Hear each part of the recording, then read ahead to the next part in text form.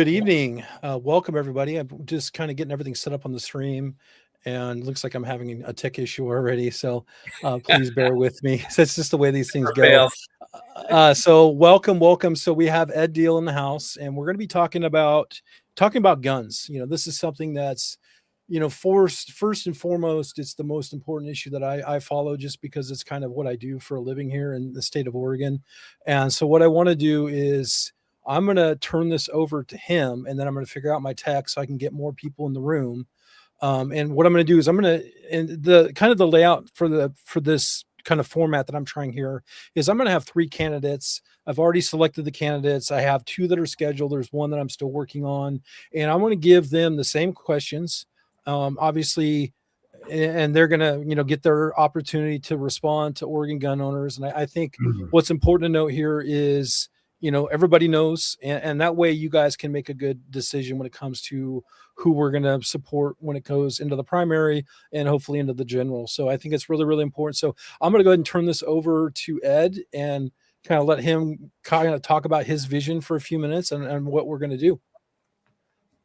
Well, Derek, thanks. It's great to be with you. And and I've been all over the place for the last week or so. Well, several weeks, and it's continuing. But we're having a lot of fun with it. We've been meeting some amazing people all around the state and hearing issues from all across the state. And it's inspiring for me because it confirms we're doing the right thing, and we're in this fight. And we're finding all the issues that unite us as Oregonians from across the urban-rural divide. So we're doing the right thing. But yeah, I'd love to talk to you a little bit, just get into my background and experience a bit, so people know. People know me as a state representative for House District 17 that covers East Salem through the San Em Canyon.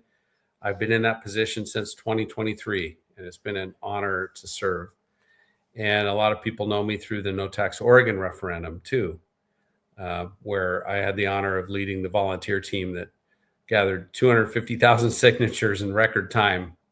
And that sent a message to our legislature and to the governor that Oregonians are waking up. But, before that, I spent my career in business and engineering. I grew up, don't hold this against me, I grew up in Montana.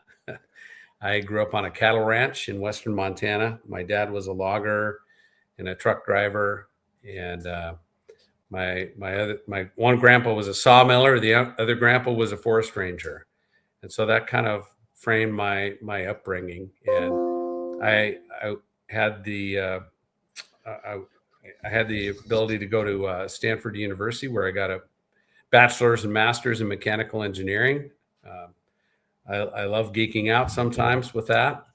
But the best thing about that was meeting my wife, who grew up in Scio, which is just down the hill from where we live today. So when we graduated, we decided we wanted to be in Oregon. And that's where we wanted to raise our family. And that's where I started a business with 2 business partners. We started Business Concept Systems in Albany, and we did factory automation and controls. We would go into manufacturers of all kinds, from aerospace to food products to wood products, and we would put the computer equipment on the machines that make stuff.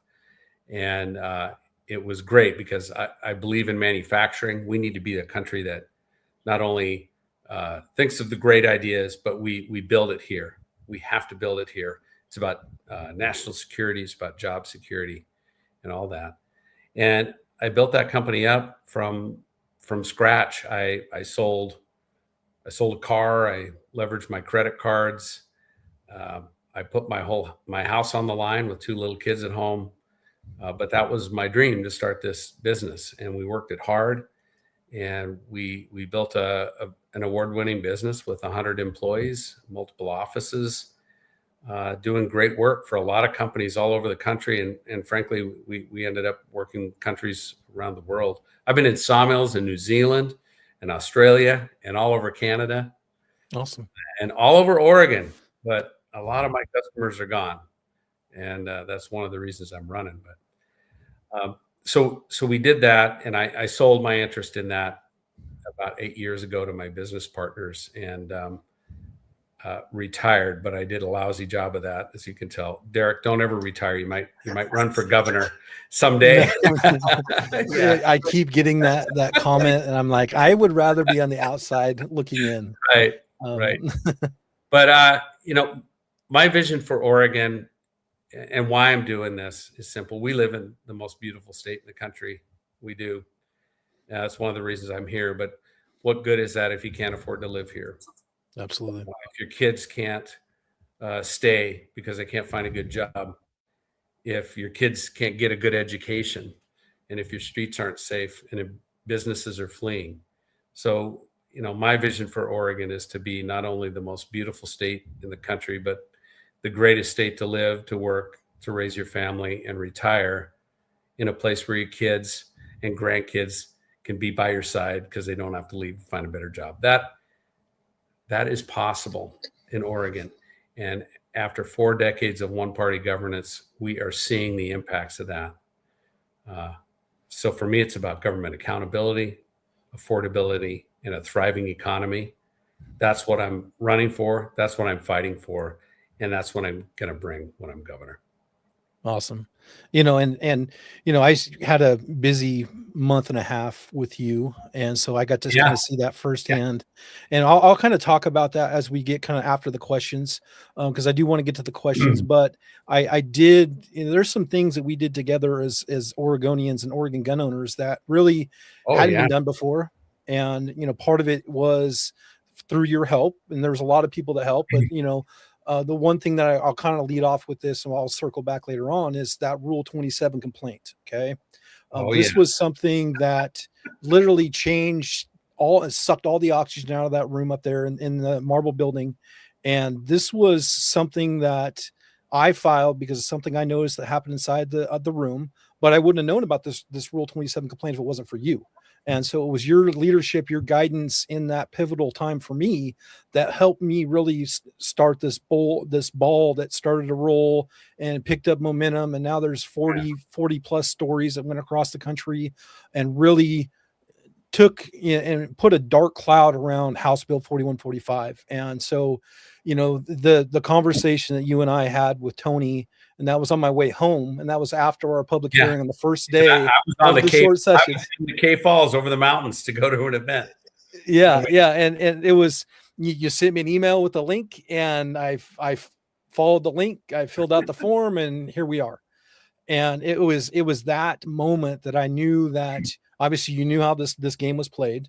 You've been inside the building, you've seen how this stuff happens.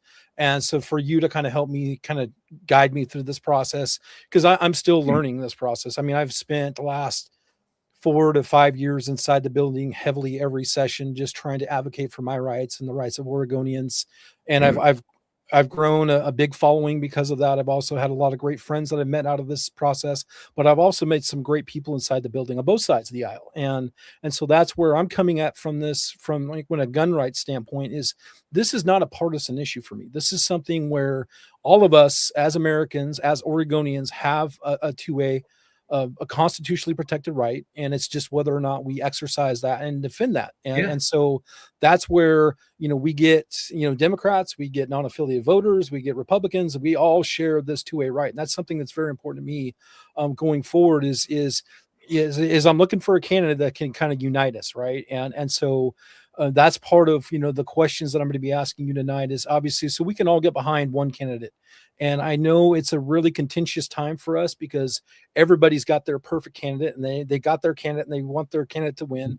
But the thing is, we have to think logically, and we can't think emotionally here, because if we think emotionally and we don't get involved with the process, that's going to reelect Tina Kotek, and that's something none of us want. And so I think the one thing that does unite us is the fact that we have a common goal, and that's to make sure that she's out of her office.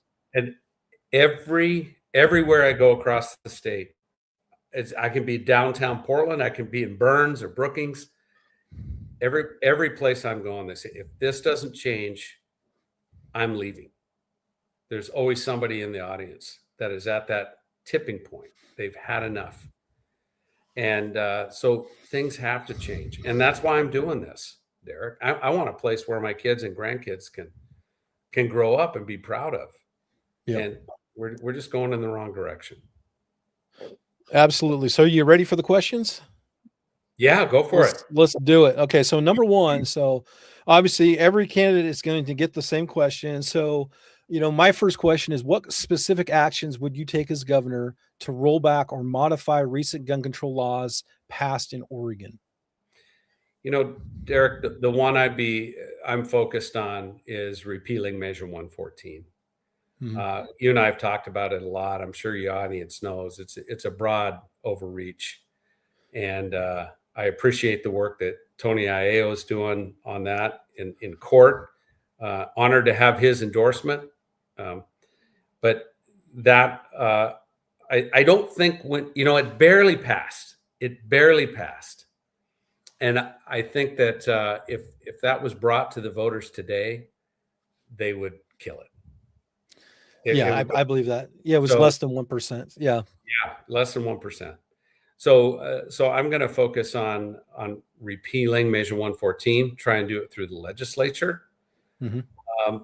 But I like bringing petitions to voters. So if I can't get it through the legislature, I would be honored to be the first active governor to be co-chief petitioner on a initiative petition to do the same thing and bring it directly to the voters, because it is such an egregious overreach, just bureaucracy upon bureaucracy, and I just think it's wrong on every level. So that's what I would focus on, that one. Mm. Yeah. And I think that's a good move because, obviously that's the one that's most pressing. I mean, that's the one that's smoldering right now in the building. I mean, obviously there's some other things. I think what I'm looking for as I'm staying up a new organization is having a teammate up there inside the building that I can work with closely to organize all of my audience, all of my gun owners, to get them either to the polls or to fill out petitions or to do whatever we need to do to make this change in Oregon. And so, I think, there's so many different issues that we need to face when it comes to Oregon gun rights. But I think starting off with the fire that's already lit and going and smoking, I think that makes a lot of sense. So we can figure out how to either, maybe defund it. If you're going to talk about the legislators, like from what I'm seeing, we don't have the funding for any of that. No, we don't. So that's definitely an option, is just to defund it. But I think if you focus on those issues like this one, where we're putting up barriers for regular citizens to own guns, by putting a fee, putting these training and background requirements in place, and then limiting the magazine sizes. Those things are direct affronts on our constitutional rights, and I love that Oregon reinforces the fact that we have a right to self-defense in our Constitution. Mm-hmm. It's just spelled out explicitly. Mm-hmm. So those are, I think, like repealing 114 will have broad appeal. That it is, like you said, it is a bipartisan issue.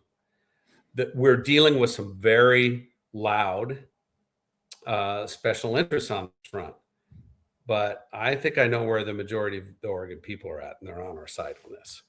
Yeah, I think so too. So I'm gonna get on to the next one. So I appreciate that answer. And so another one's kind of goes in the same line. So do you support repealing or reforming Measure 114? If so, what would your approach be doing that legally and effectively? And it seems like you kind of touched on that already. Yeah, I would definitely bring legislation to repeal it. Like I said, I'd be prepared to bring it directly to the people. Use the bully pulpit on this issue. We can do things with funding, basically not provide funding for it. So there's a lot of things around that I would be definitely all in on, and that would be my focus. Okay. No, I think that's the right move. And obviously we have to look at what the layout of the building looks like going back into the long session, and so I'm preparing for a long session, and it could be a ruthless one. They didn't get what they wanted in this short session. No, and they're going to come back.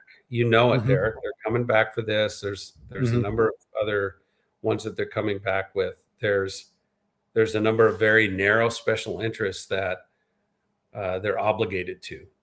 Mhm. And I don't understand why, there's just a misunderstanding that, you know, this we should be going after the criminals, not the honest law abiding gun owners. Mhm. I would be a criminal if Measure 114 takes effect. You probably are too, Derek. I don't know. Well, guilty as charged, Yeah, unfortunately, just because of yeah, policy. And yeah. It's turning a lot of law-abiding citizens that use guns respectfully and train their. I taught my kids how to use guns and how to use them safely. Mhm. And so anyway, we're targeting the wrong people with these laws. Absolutely. So on to number 3. Yeah. So how would your administration balance Second Amendment rights with the concerns about public safety and quote unquote gun violence? Oh boy. Well, guns don't cause. It's people that are violent, and we have to go after the criminals. I do not believe that rights and public safety are opposites. They go together. And we have to protect Second Amendment rights. It is our constitutional right to keep and bear arms. So I believe we have to actively go after the criminals. I'm, one of the things that I'm supporting is eliminating catch and release. A lot of that came through Senate Bill 48, I think it was a few years ago. We're Mhm. actually going to run a petition. Representative Kevin Mannix has a petition to repeal much of the catch and release laws. So, making sure that we don't have repeat violent offenders going through a broken system, and we don't want to go after lawful gun ownership. So that's what it is for me, going after the Okay. criminals. Yeah. I appreciate that. And so this one's kind of further down the pipeline here. Would you Yeah. support constitutional carry in Oregon, or do you Oh, believe a current concealed carry permitting yeah. system should remain in place? No, I do support constitutional carry. I really like the premise around that. I don't think, I think it should be free. I don't think fees should be determining your rights. Absolutely. Both my wife and I we have our concealed carry. We're in Lynn County. They actually make it pretty straightforward to do it. They do. Good sheriff. Yeah, good sheriff here. Mhm. So we've done that, but we found it's very narrow. Oregon's I think it's only honored in Oregon. I think there's about 22 states that honor. Nobody has formal reciprocity, though. Yeah. So Is it it's not as because I know if I did Oregon and Utah, I would cover all the Western states. But most of them. most Western Besides, states don't honor the Oregon concealed yeah, carry. yeah, you're right. So that's something that I see maybe on the horizon, but it's not something like as somebody that's trying to stand up I don't know we're gonna have to ask the members. We're gonna be a member based 501c4, and so if that's a route that we want to take as members and we can get behind them, that's something that maybe we'll write legislation. I think the biggest thing that I'm going to be doing with the new organization ORGOAL is we're going to be writing lawsuits. We're going to be filing lawsuits Yeah. when we get the funding together. We're going to be writing legislation. We're going to be helping elect candidates. We're going to be doing all of these things that, we created a blueprint. Believe it or not, the last 5 years that I've been inside the building, I've been developing a blueprint. We saw it work in this short session.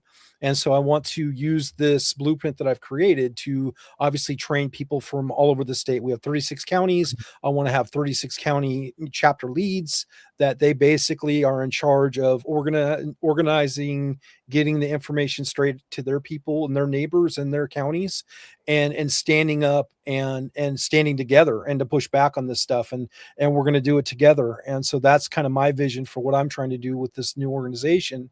And so it kind of goes along with what you're trying to do is become governor, right? And so Yeah. I'm looking in August where, I'm going to have official trainings and going to go over all over the state, and we're going to be training, advocates like myself to do what I do in their counties.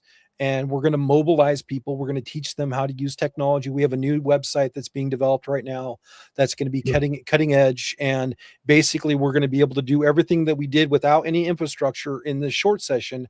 We're going to be able to do it with technology. We're going to automate systems. We're going to be able to send 1,000 to 2,000 emails to a select group of representatives or senators, and just bombard their email, and just the email campaigns, register for testimony, all these different things what we're going to do.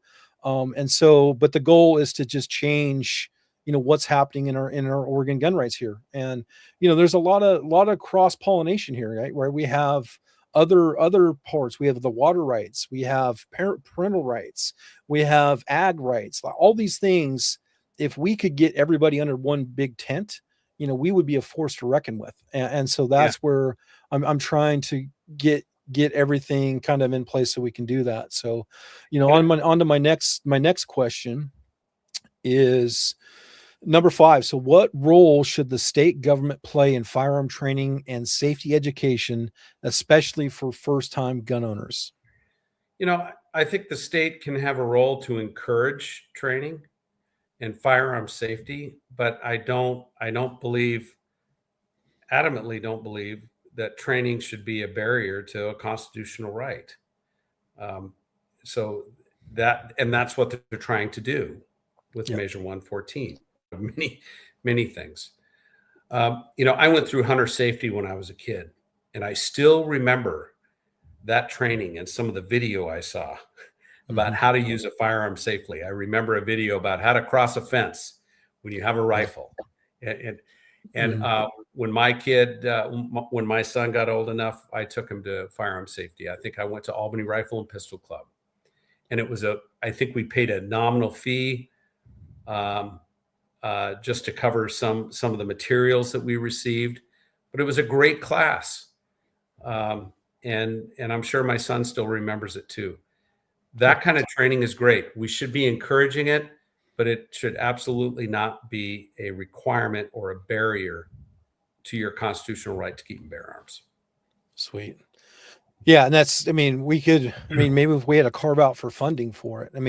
My concern is I'm seeing the other side. Oregon, so the Moms Demand Action types, their funding is dried up. And so, really? I heard conversations in the building about how they are trying to get the legislature to actually earmark funds for them. And so that's very troubling because they don't have good intentions. Everything comes with a cost to us as Oregon gun owners. And so, that's something where I'm very hesitant about getting the state involved unless it's going to be like funding legit instructors or legit programs, I'm averse to it too. I would rather see the state encourage it and have gun clubs and other folks put up these training programs. I think it would be, you'd end up with better programs. You'd end up with more programs.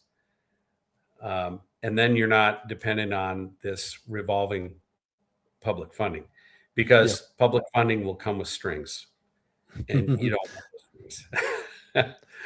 Absolutely.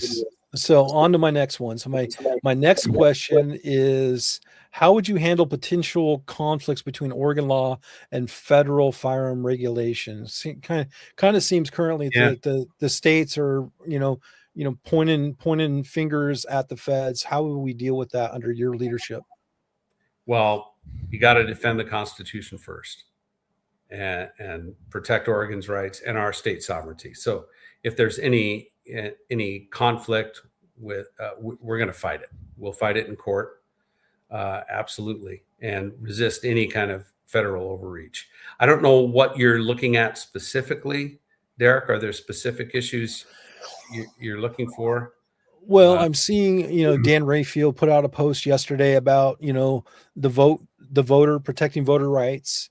I'm concerned as the pendulum swings, like if it goes to let's say it goes to the other side of the aisle for the president, and Yeah. I'm concerned about, how we, if they want to infringe upon our rights, what you could do as the governor to kind of push back and help preserve our civil liberties if that were to happen.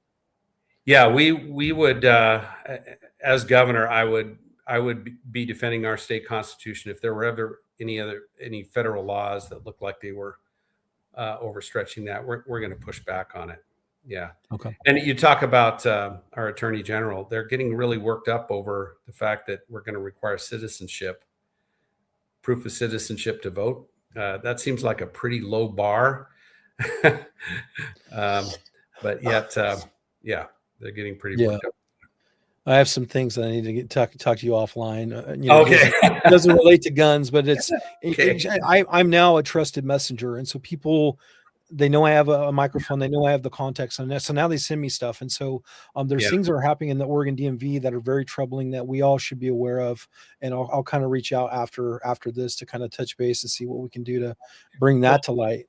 We know that the DMV registered non-U.S. citizens to vote. Yeah. And I had a meeting with the DMV. Actually, Danielle Bethel and I went and had an extensive meeting and discussed that at length with them, and I could see how that happened. I design software for a living, and their system was not designed in a very good way. It was designed to be error prone. And guess what? We saw errors. Okay. Yeah. Yes. That's for a separate conversation. Yeah. Separate conversation. Yeah. So, but it's a really important one. That's the thing is people do not Mhm. trust our elections. And so we should do everything, especially, the attorney general, secretary of state, like those are offices that should be there to make sure that all of our processes are 100% legitimate and can be audited, so that's kind of where I'm at. So on to my next one.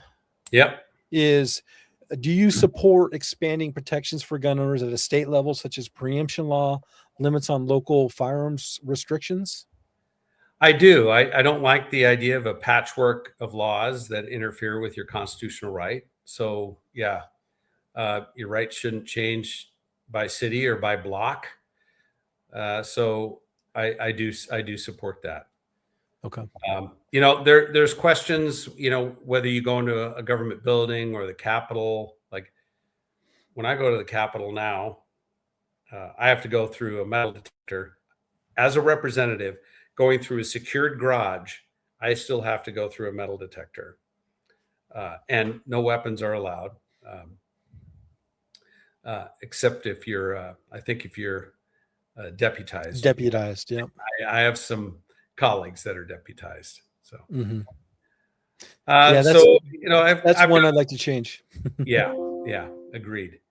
So yeah, I don't like our rights changing by city. I don't agree with the patchwork. So the preemption makes sense to me. Okay. Yeah. And so number 8 is, what is your position on red flags? Red flag laws, would you seek to expand, limit, or repeal them? Yeah, I'm very skeptical of red flag laws. And frankly, Derek, I'd like your take on where you think Oregon's red flag law is. I know that there's been over 800 petitions. A lot of them, probably 3/4 of them, have been granted. It's really a due process concern. If you're going to go in and take somebody's weapon, interfere with their constitutional rights, you better have a damn good reason for doing it. And so I have a lot of concerns about that due process and the transparency and all that. So I'm really curious what you're seeing. We have a track record in Oregon now with this red flag law. Is it accomplishing the goal? Is it interfering with people's constitutional right? What's your take on it? I would say at this point, it's kind of, it's not conclusive. And I feel that, obviously due process rights is a big issue for me with this stuff. My concern is how it's weaponized against, gun owners. Some of my concerns are how Yeah. it puts law enforcement and people inside the home at risk. If we look at our ERPOs, extreme risk protection orders, there's been instances all over the country where there's been people that have been shot by law enforcement as they're making forced entry into the homes. So Oh, I wow. think there's got to be a way to obviously protect the civil liberties of the people that are being accused, but also make it a pathway so they do have some due process rights. So if they are being illegally accused or unlawfully accused, there should be a way for them to be able to get their firearms back, without breaking the bank, without having to get an attorney, if it's unfounded. And so I think Yeah. right now the way things are all set up is all of us as Oregon gun owners are guilty until we prove ourselves innocent. And that's not the way it's supposed to be.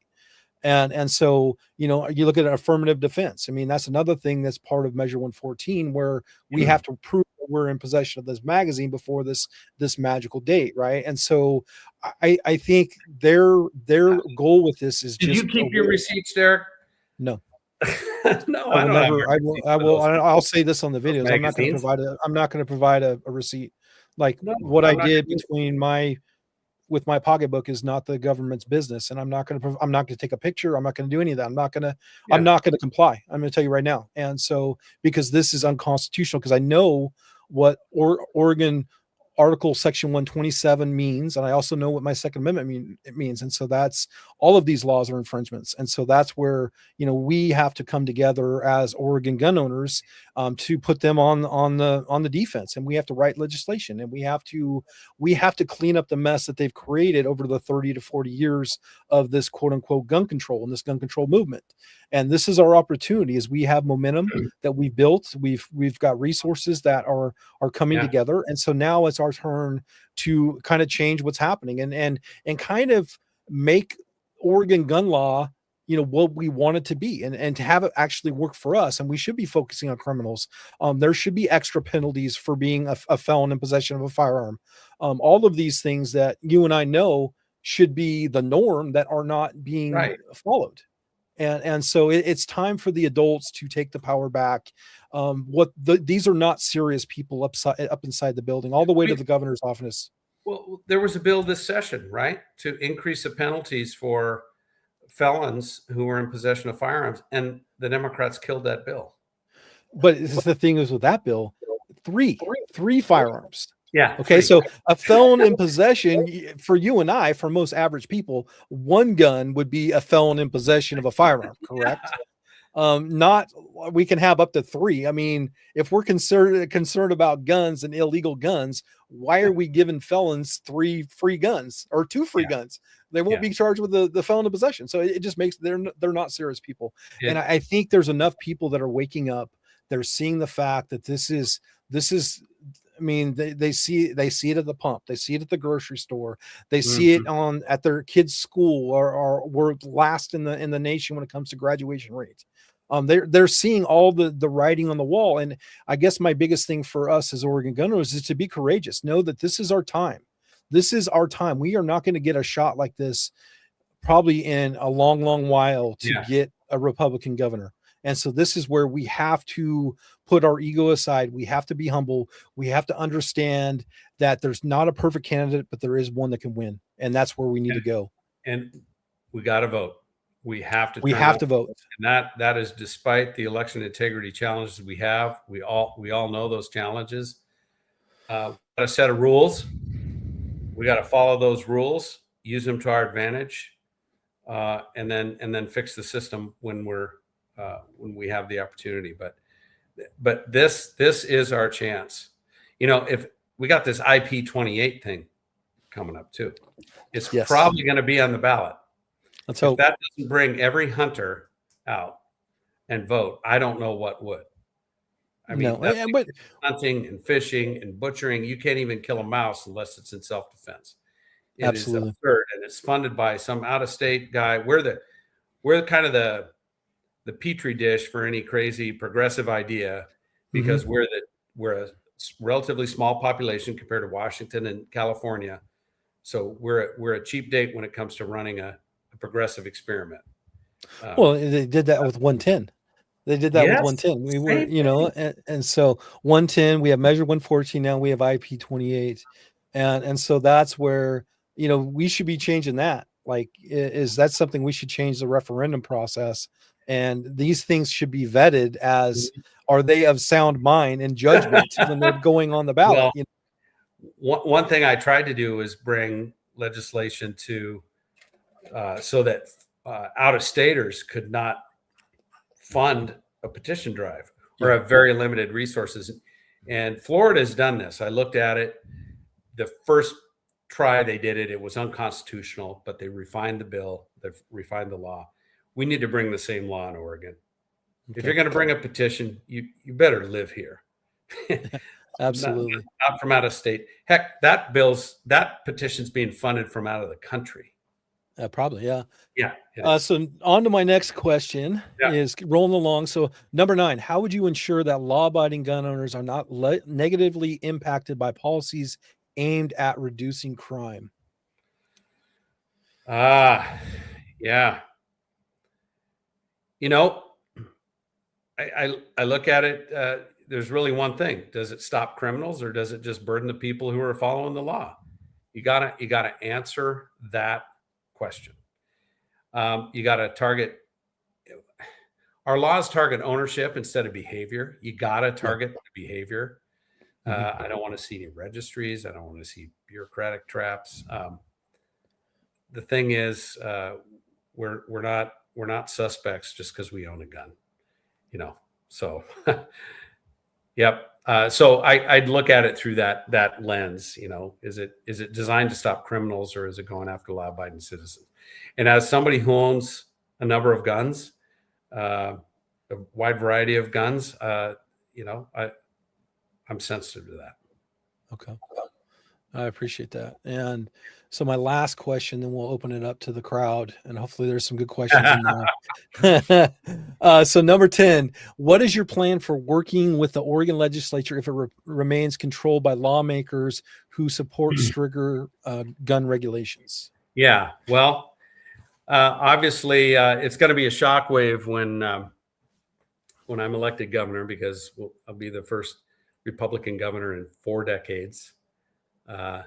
And that alone, even if it's by a small margin, that comes with a mandate. And so that will tell me that Oregon voters are ready for change and ready for something different, and ready for somebody that represents the will of the people. So when I look at this and look at all the legislation, I'm looking, is this where the people are at? And my belief, and I think it plays out with 114, is people want their Second Amendment rights protected and their Oregon constitutional gun rights protected to defend themselves. And that crosses party lines. So that's going to be the lens that I bring to it. And if I believe there's a law that they try and pass a law that goes against the will of the people or goes in opposition to Oregonians' constitutional rights, I'm prepared to veto it.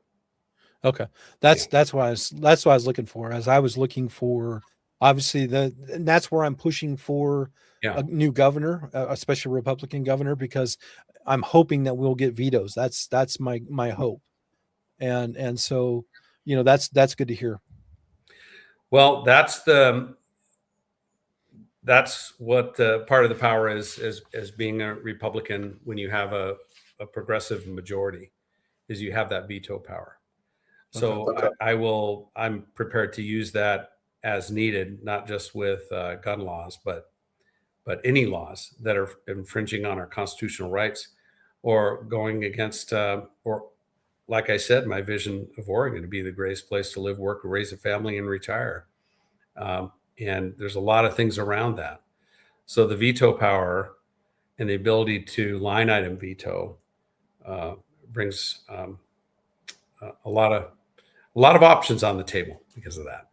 Yeah, I appreciate that. And if you're willing, I've got some comments from some questions from the crowd. So I got one from Brian here, which I like. I think it's good. So what is your roadmap to affect positive change happen with a majority Democrat House and Senate as Oregon governor? Yeah, well, it's. I hope that's not the case when I'm elected, but it is possible. I think what will happen is we'll gain some seats, but we probably won't get in the majority. Uh, so what I will do, like I said, I will bring a policy agenda that is the people's agenda. Even if it's a small margin of victory, that still brings with it a mandate after 40 years without a Republican. It'll be a big deal. So I will have a policy agenda that I will be bringing forward. I also see a lot of fractions, and Derek, you probably saw them. You're in that building. There's fractions in the Democrat. So what I will be doing is looking to build coalitions, issue by issue, coalitions across party lines. It's what I do already in the building, and it'll be possible. And I think it'll be especially open when there's a Republican in the governor's office. Is that opportunity will be there. We talked about the veto capability. The other thing we got to remember, the governor selects the agency heads. The governor is setting the priorities for these agencies. With the agency heads and agency leadership, you have a lot of control over how rules are written. And so when I get through the primary, one of my focuses will be on identifying who will take leadership in each one of these agencies. So when we're elected in November, we will have a plan ready to roll out, because it's taken us a long time. I mean, we've been working and driving us into this ditch for years. We need to start our recovery as quickly as possible. And that's what I will do as governor. So we will have new leadership, new priorities, ready to revisit these regulations, which are killing our businesses, inhibiting progress in this state. And Derek, I want to emphasize, I'm hearing this whether I'm in downtown Portland or a cattle rancher in Eastern Oregon. They're all complaining about agency overreach. The agencies don't listen to them. They're presenting arbitrary barriers. And I was talking to a business in White City. This outfit has been trying to get an audience with Governor Kotek because they're trying to expand. They're facing a lot of barriers to that in Oregon. You know what's going on? Texas has reached out to them. They were having a conversation with Texas Governor Greg Abbott, but Governor Kotek doesn't give them the time of day. That is outrageous, and that will change when I'm governor. With my business perspective, my engineering perspective, I'm going to be talking to these business owners, understanding how can we help you grow? How can we help you create great jobs in this state, in the cities, and in the rural areas? So that's a huge thing for me, and I'm committed to bring that. And so anyway, I got off track on the legislative piece, but there's a lot of things you can do as governor, even when you have a majority Democrat legislature. I think it would actually bring them to the table to an extent. It will. Absolutely. I think, and Brian has a follow-up question to that. I think I'll kind of piggyback on the fracture part that you brought up. The reason I was able to be so successful with what I did with my campaign up there in that short session was I was able to identify all of these fractures and then drive wedges. Okay. That's what we did is we made memes, we made email campaigns, and we fired off. And so it was a way to, split them up, make them where they're a little bit smaller groups. They're a little bit more manageable. And there's definitely, it was the first time that I've been up there where there was actually, they were not all voting the same way. And you saw that on the House floor with Julie Fahey. She did not have control of her caucus. And so that's where that was fun to watch, to be honest with you, because I could just I put out a call to action, and you could just see them kind of just bumping into each other like the little robots they are. But I feel that that's going to be the best move, is to be able to build coalitions up there, because we do have common ground. So we have to identify that common ground, and then we expand upon that to hopefully get the change that we need. Well, and now is the time. I mean, everybody is feeling this economic downturn that is uniquely Oregon, Portland especially. Tax rates going up, tax revenue going down, businesses are fleeing, good jobs are leaving, all these private sector jobs are going away, and the ones that are being replaced are in government and education and healthcare. They're not, they're consuming tax dollars. They're not generating tax dollars. That is a serious problem that now the whole state is feeling. And so I think it's an opportunity for somebody with that business perspective to come in and provide some stable leadership. And that's what I'm going to bring. And this is his follow-up question is, the coalition is exactly the answer he was hoping to hear. Second question, how will Oregon unions affect your decision-making as governor? Meaning, will you side with the people of Oregon over unions? And I think, I'm kind of offended that he's bringing this question. Maybe he doesn't know me, but I go around talking about how come a 60,000 SEIU members, half of which don't even agree with their own leadership, but how is it that they have more voice in that building, in the Capitol, than the 250,000 people that signed that referendum petition? Because they do. And that is wrong. And I've seen that since I got in that building since 2023. That building is controlled by public sector unions. There's an incestuous relationship between they fund Democrats, they get them elected, then they go negotiate with the same people they elected. And we wonder why our government has doubled in size in the last 10 years. That is why. I am prepared to take them head on. I filed ethics complaints against the SEIU. I'm working with Freedom Foundation. This is the toughest battle we have in the state. And as governor, it will be difficult. But I'll tell you what, this is about union leadership. It's not about union membership. Union membership is also not very happy with their leadership. And a lot of them their dues paying members are dwindling. Their leadership is not representing the best interests of those workers on a number of instances. So anyway, I have no problem going toe to toe with those guys. I think that's important. A lot of it is we have different, perspectives here, right? So there's obviously, we have Oregon hunters in the house, so obviously, will you open up gated BLM land for hunting? Yes. I'm not sure how that works. To the extent I can on BLM land, yeah. I think one thing I'll kind of I'll piggyback off of that, where I don't like the way Weyerhaeuser has shut down their property to us, and they want to charge us $350 to get on the property, yet they're getting tax breaks because of their timberland, So I feel that should be addressed, because I understand the trash is an issue, and that's why they said that they closed them down. But I feel that they really made it harder for just the average Oregon hunter to get out and enjoy the time in the woods, because they've shrunken the area for us to hunt. They really have, and it irritates me too. I live not too far from Snow Peak, and I used to go up on my dirt bikes on those roads, and now they're blocked off. There's got to be a better solution than blocking it off. There's a few bad apples. Go after the bad actors. Don't block it off to the vast majority of people that are actually law abiding and doing making good. So, especially since it's public. Yeah. So another one from him, I believe, is how will you lower taxes? Is that something good question that can be done under our current? Absolutely. Yeah, it's part of my platform. I'm calling for a 10% tax cut. It's not an across the board tax cut. But one element of it is to eliminate the corporate activities tax.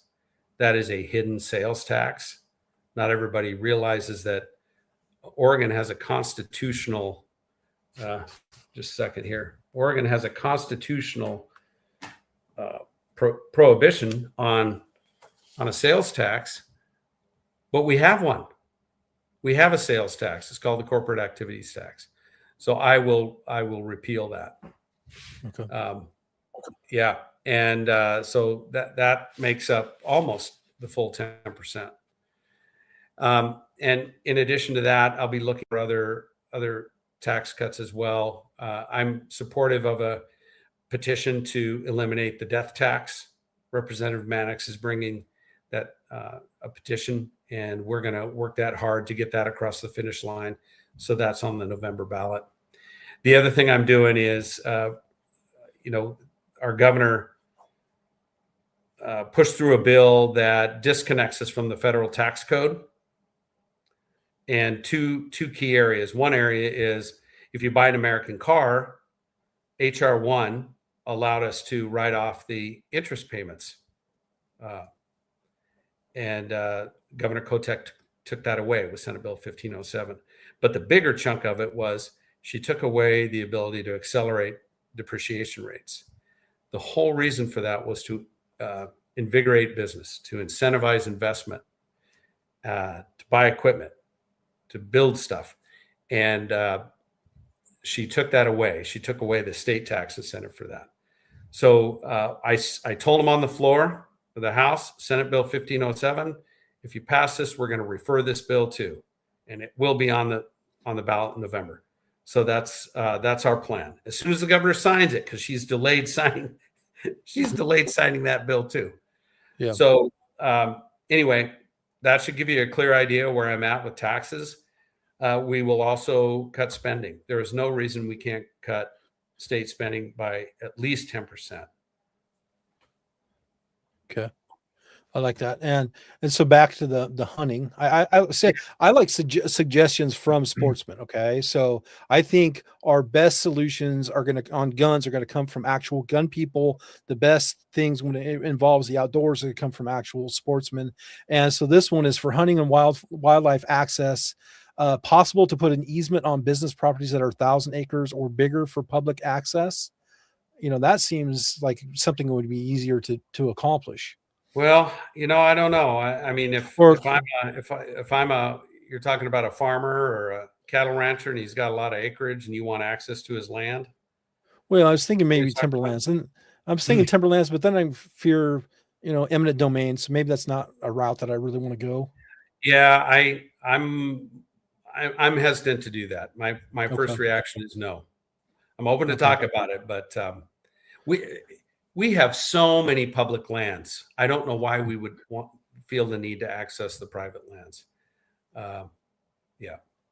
Okay, that makes sense. I mean, I'm just bringing up stuff to talk about. I mean, obviously we're not. Oh yeah, no, it's good. Everybody's very respectful in the chat. I appreciate that. And yeah, that's 100%. So that's where I was kind of going. I kind of misread the comment, and like I don't want to take people's land for hunting access. That's not what I was envisioning there. But there's got to be a way that if you're going to receive a tax break, those gates should be open, right? So if you're benefiting off of the public, you should be. Yes. Yeah. So that's something where I'm kind of where I would see somewhere we could fix. Yep. And so we're wrapping this thing up. Is there anything that I didn't talk about that you would like to talk about in the last few minutes? I see somebody talking about IP28. Yeah, we talked about it. We all hate it. We're going to make sure it's defeated on the ballot. IP28. IP28 is going to be great for us. What's that? I think it is. I think IP28 is going to be good for us because it's going to get people the ballot box.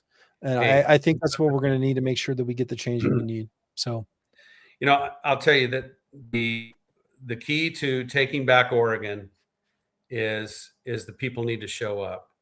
And we saw that with the referendum effort. We saw people who'd never participated in the election process, in the political process for the first time, going out, signing petitions, gathering signatures. And they had fun and they enjoyed it. And it crossed party lines. It was Democrats, Republicans, independents, libertarians, non-affiliated, Constitution Party. Not only did they come out, they also saw on full display that we have a governor who openly defied the will of the Oregon people, openly defied their best interest. And she thought she could get away with it because of she'd appeased the special interests in the building.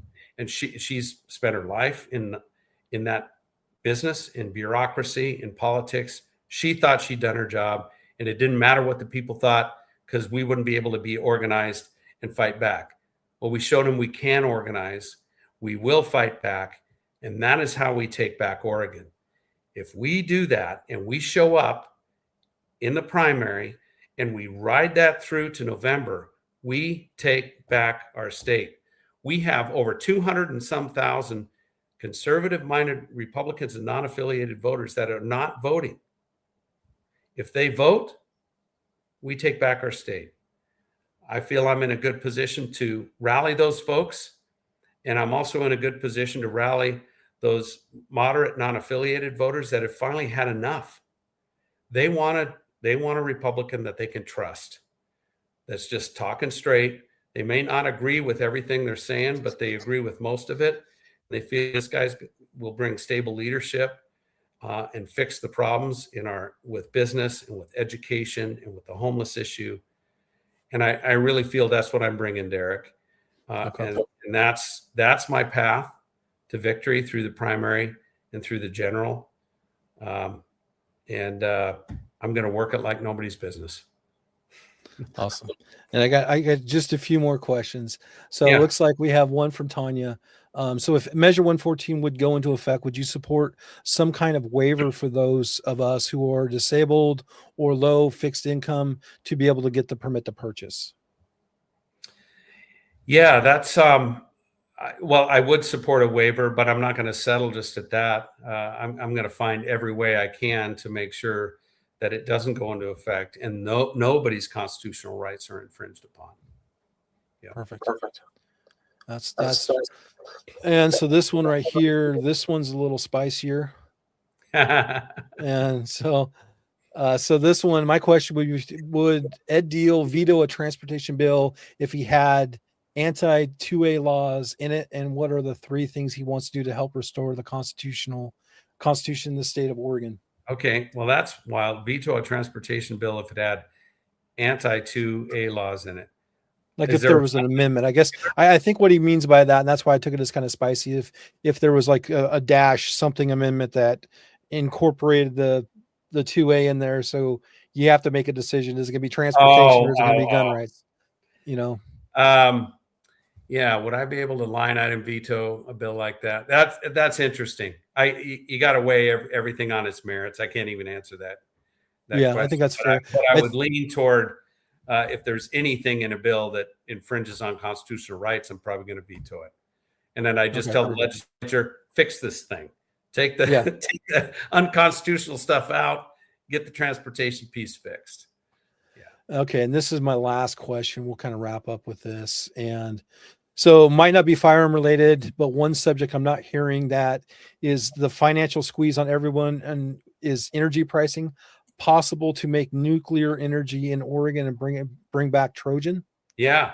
Do you know much about that? I'm one of the legislators that has, I might have the record, probably not quite the record, but close, for bringing pro-nuclear energy bills to Oregon. I want to see nuclear power in Oregon. We're not going to bring Trojan back. I think Trojan's been crumbled up. It's now, they're storing some waste there. That's it. But the thing to remember, that technology today is vastly superior to the technology that we used to build Trojan. We can build small modular reactors that use around 20 to 40 acres. They're very small. They can ramp up and ramp down safely. The safety and security of these is vastly superior. They're less money. Anyway, I'm a fan of nuclear power. Awesome. Last one. Let me hit on energy costs real quick. Okay. One thing that I will do as governor is I will repeal executive orders that are driving up our energy costs. The Clean Fuels Program, the Climate Protection Plan, which is just kicking in. We haven't felt the impacts on our energy bills yet, but these are done by executive order. They shouldn't be. I have another constitutional amendment to fix that problem. But absolutely, I'll be making efforts to reduce energy costs. Okay. And Yeah. my last one, I like this one, is what is the strongest defining difference between yourself and Drazen? Why should the people of Oregon unite behind you over Drazen? I like that one. Well, let's talk about gun rights. I'm honored to have the endorsement of Tony Aiello, of Derek LeBlanc, and now I have the endorsement of Kevin Starrett. So I think from a Second Amendment perspective, I have clearly am the strongest Second Amendment person. In addition to being, I haven't received the endorsement. I'm going to get it from the NRA. I'm a lifetime NRA member. Also, I'd say, for me, my background is in business and engineering. That's how I spent my career. I built a business in Oregon. I'm bringing that kind of free market perspective to the governor's office, and I think that is unique in the whole field. And I really, really think that's what we need now. We need kind of a business renaissance in this state.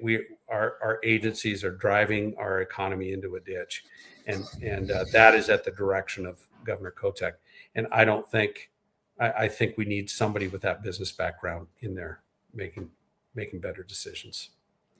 Fair enough. I appreciate that. And so we're going to wrap up. So where can people find out more information about your campaign? How can they get involved? How can they follow you? Where do they find you at?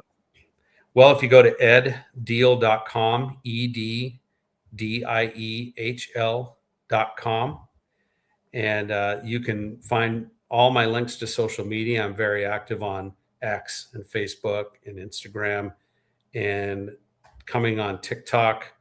You can look about my policies. You can also go there, donate to my campaign, volunteer as well, and also indicate that if you want some campaign signs.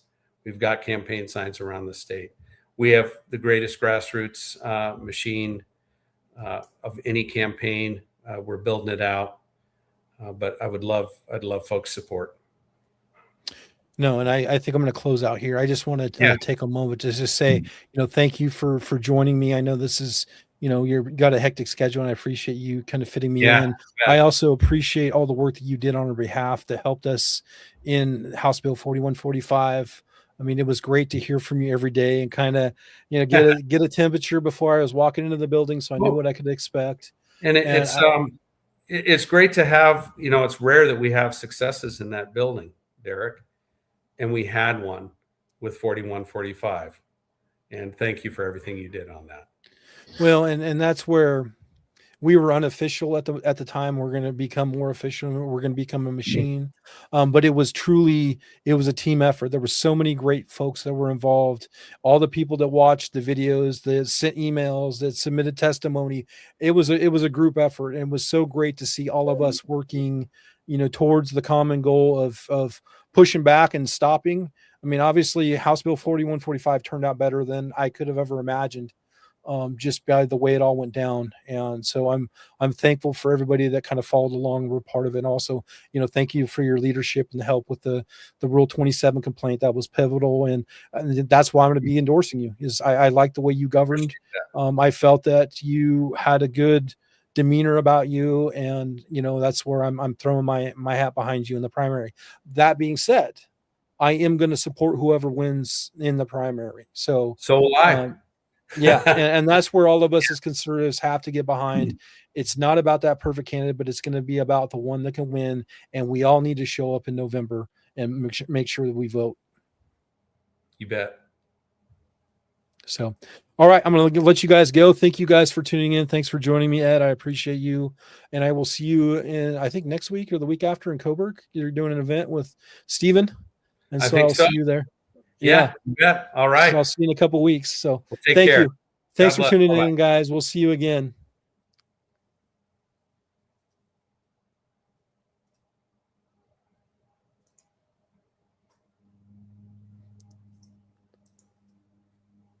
In stream.